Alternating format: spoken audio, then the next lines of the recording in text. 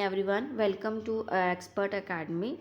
Today we'll discuss the Kepler's law, which is in our which was in our 9th class also and in our 11th class also. तो हम लोग 11th class का topic पढ़ने वाले हैं Kepler's law, जो कि gravitation chapter के अंदर है, जो कि 9th में भी था और 11th में भी है. ठीक है, तो इसमें हम पढ़ेंगे 3 laws. We will study 3 laws in this chapter. First is the law of orbit, second is the law of areas, and third is law of time periods. So in this first is that all the planets move in elliptical orbit with the sun. सारे जो planets होते हैं हमारे पास में, ये जो सारा जो हमारे पास में कोई भी planet होता है, ठीक है, कोई भी प्लैनेट जो होता है वो इलेप्टिकल शेप में मूव करता है सन के चारों तरफ. ये जैसे मेरे पास सन है तो इसके तरफ ये मूव करेगा, लेकिन इसका जो शेप होगा ओवल शेप होगा, इसमें ये मूव करता है. इसने ये बताया है, ठीक है. और सन एक जगह पे सिचुएटेड है, उसका एक फोकल पॉइंट है यानी कि फिक्स पॉइंट है. जिस टाइप से हमारे को डायग्राम में गिवन है कि हमारे पास ये फिक्स्ड पॉइंट है, ठीक है. ये इसका लेंथ है 2b और ये हॉरिजॉन्टल इसका लेंथ होता है A2a. हाफ हाफ होकर के A हो जाएगा. नेक्स्ट ही हमारे पास में एलिप्स शेप बताया गया है. This law was a deviation from the Copernican model which allowed only the circular orbit. इस मॉडल से लिया गया था कि सिर्फ वो सर्कुलर ऑर्बिट्स को अलाउ कर रहा था, ठीक है. ये हमारे पास जो प्लैनेट, ये जो शेप बनाया है मैंने, ये जो बुक के अंदर आपको शेप दिया हुआ है, इसके अंदर हमारे पास इलिप्स ट्रेस्ड किया हुआ है प्लैनेट अराउंड द सन, और उसका एक पाथ बनाया है जिसको P डिनोट किया है, और उसका जो फारदेस्ट पॉइंट लिया है वो A लिया हुआ है. P इज कॉल्ड द, आपके पास पेरिथेलियन बोला है एंड ए को एप्रिलियन बोला है. The semi major axis is the half the distance AP का हाफ. सेमी मेजर और सेमी माइनर, सेमी मेजर का मतलब है हमारे पास BC distance and semi minor is the मतलब AP डिस्टेंस हमारे पास हो जाता है, ठीक है. उसके बाद एक ड्राइंग बनाने की कोशिश की है जिसमें एक स्ट्रिंग हैज़ एंड F1 और F2 दो पॉइंट्स लिए पेंसिल से बनाए हुए ड्रॉ किए हैं इसकी टिप पर, और एक स्ट्रिंग या वायर लेकर के उसको अराउंड मूव किया हुआ है, ठीक है. देन उसके बाद में हमारे पास में the ellipse of which the circle is a special case is a close curve which can be drawn very simply as shown, ठीक है. ये कर्व बनाया हुआ है. सेलेक्ट द फोकल पॉइंट, यानी कि हमारे पास में दो पॉइंट F1 और F2 दो पॉइंट सेलेक्ट किए हैं. Take a length of string and fix it ends at the F1 और F2 पेंसिल्स को फिक्स कर दिया गया है, ठीक है. With the help of pencil stretch the string taught that the draw a curve by the moving the pencil keeping the stick taut throughout.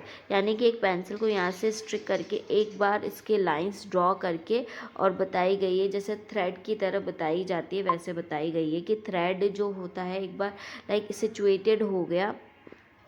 The close curve you get is called the ellipse. ये पूरा curve जो है ellipse बोला गया है. Clearly for any point T पर, हमने एक पॉइंट T ले लिया है. किसी भी T पॉइंट के अंदर हमारे पास में जो सम of the distance F1 F2 को कांस्टेंट F लिया. F1 F2 फोकल पॉइंट है. F1 F2 को अगर आप ज्वाइन करते हो, लाइन इंटरसेक्ट करती है P और A के बीच में. The mid point of PA is the centre of the ellipse O. PA का जो सेंटर है, इस पूरे PA का जो सेंटर है मेरे पास में, उसको मैंने ले लिया O, ठीक है. और उसके बाद में हमारे पास में the mid point of PA is the centre of the ellipse and length PO equals to AO is the called the semi major axis. For a circle के लिए दोनों ही जो फोकल को अगर आप मिक्स करते हो सेमी, तो वो एक रेडियस बन जाती है, क्योंकि उसकी हर एक पॉइंट से, सेंटर की हर एक पॉइंट से आपके पास में जो सेंटर से अगर आप यहाँ से भी ले लो, यहाँ से भी ले लो, यहाँ से, तो ये सेम होती है और ये सेम होती है, लेकिन यहाँ और यहाँ पर डिफरेंट आ गया है, तो इसीलिए अगर आप इसको मिलाएंगे तो डिफरेंट होगा. Second law is the law of areas. The line that joins any planet to the sun sweeps equal area in the equal interval of time. कहने का मतलब है कि अगर आप सन से दो लाइंस ड्रॉ करते हैं, ये मेरा पास सन था, ये मैंने इलिप्टिकल शेप लिया है, और इससे अगर आप दो लाइन इधर और इधर ज्वाइन करते हैं तो वो एरियाज़ लेता है, यानी कि अलग अलग अगर एरिया में डिफाइन करूँ तो वो एरियाज़ लेगा, वो एरिया सेम होता है। और अगर प्लैनेट्स दूर होते हैं हमारे पास सन से तो वो क्या होते हैं, स्लोली चलते हैं, मूव स्लोली होते हैं, लेकिन अगर वो पास जाते हैं तो वो फास्ट चलते हैं। Next is the law of time periods. इसका लॉ है कि टाइम पीरियड का जो स्क्वायर होता है वो डायरेक्टली प्रोपोर्शनल होता है सेमी मेजर एक्सिस के क्यूब के। सेमी मेजर एक्सिस मेरे पास 2a थी, सेमी माइनर एक्सिस मेरे पास 2b होती है, तो उसका हाफ सेमी मेजर एक्सिस का मतलब एक तरीके से a का क्यूब होती है। ये ट्रेस किया गया था प्लैनेट में। इस टाइप से हमारे थ्री लॉज, और ये पूरा प्लैनेट में टी स्क्वायर और ए क्यूब का रेशो लिया गया है जो कि इस टेबल ने मैं बताया था। और उसके बाद हमें पता है कि हमारे पास जो एरिया होता है, एरिया क्या होता है, half into base into height, triangle का एरिया।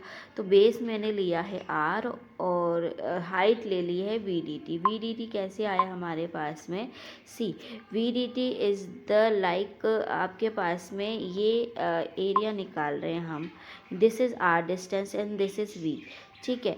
तो सो स्टूडेंट्स, इसके अंदर हम लोगों ने वी डी टी कैसे आया, हमको पता है वेलोसिटी क्या होता है, हमारे पास ये एरिया है, दिस इज़ आर रेडियस, और you can take the length, और हमें क्या निकालना है, हाइट निकालना है। तो हाइट क्या होता है, एक तरीके से लेंथ ही होता है। तो वेलोसिटी क्या होता है, लेंथ अपॉन टाइम, ठीक है। और हमको इस अगर मेरे पास डेल्टा ए एरिया है तो स्मॉल डेल्टा है, मतलब स्मॉल एरिया है तो टाइम भी स्मॉल होगा। तो लेंथ मेरे पास क्या हो जाएगी, length equals to V equals to length upon delta T time, ठीक है। तो मेरे पास delta T time, so length अगर मुझे हाइट निकालनी है तो हाइट अगर मुझे निकालनी है तो हाइट क्या हो जाएगी मेरे पास में, वी डी टी, ठीक है।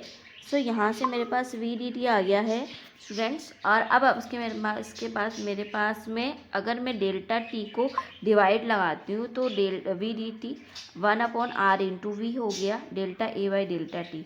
और उसके बाद में मैंने m का डिवाइड लगा दिया और m को मल्टीप्लाई कर दिया, r into v into m, means like ऐसे, और m का डिवाइड भी लगा दिया। तो आर वी एम क्या हो गया मेरे पास में, आर एम वी हो गया मेरे पास में p, so r into p upon m, ठीक है। तो और उसके बाद में आर क्रॉस पी हमारे पास में होता है एंगुलर मोमेंटम।